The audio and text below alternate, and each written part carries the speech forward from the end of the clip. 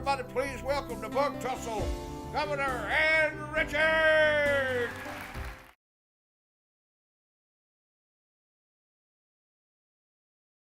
She talks about her parents, what they were like. They were polar opposites. Her father was sunny and funny and encouraged her to be funny and playful and be popular with people, and that life would be fun that way. Her mother was cold and critical, and Anne suffered from that all of her life. And therefore Anne herself became extremely critical of herself, very hard on herself. But she had all this sunniness and the love of fun from her father. So you had a stern taskmaster on one side and, you know, a party girl on the other. And they melded together in this fantastically compelling person. Now, since I'm the standard bearer for drunks in public life, a lot of you already know that I've hoisted probably a good 1,100,000 martinis in my time. And since I was a public person, I didn't have much choice about the anonymous aspect of AA.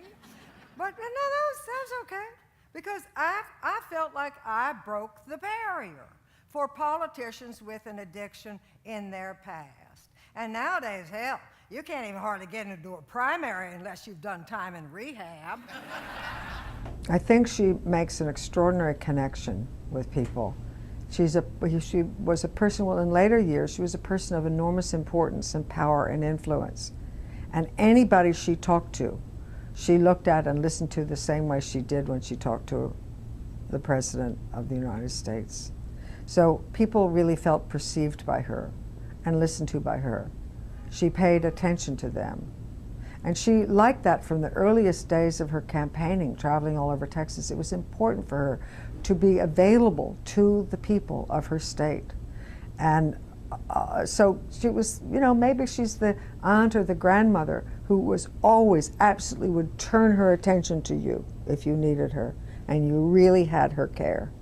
And that was true of her. She was very comforting in that regard. She also was like the prairie mother who would come out of the house with a rolling pin and a, you know, blue jean skirt and beat the shit out of a bully. You know, she was powerful, but always for good.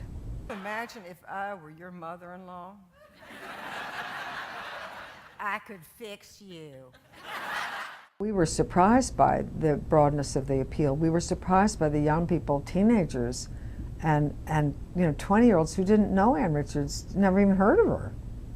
Knew it was about somebody, some public figure, and they're swept up by her story, and their own dreams are kindled by her life and how she lived it. And you know, it's very hard, my search to find out why I loved her continues. I loved her because I loved her. People love her because she's lovable.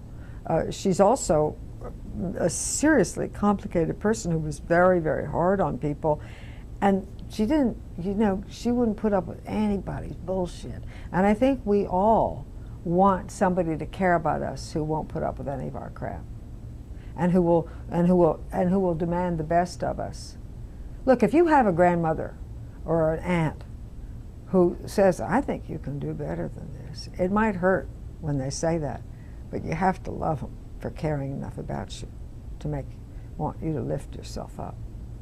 And people who worked for Ann Richards, and I speak from a real authority because I know a lot of them. I know the key ones. And I can tell you, I see in them all, as they tell me stories, that all they wanted to do was please her. That pleasing Ann Richards was to have 100 million sons come out. They was just like, you know.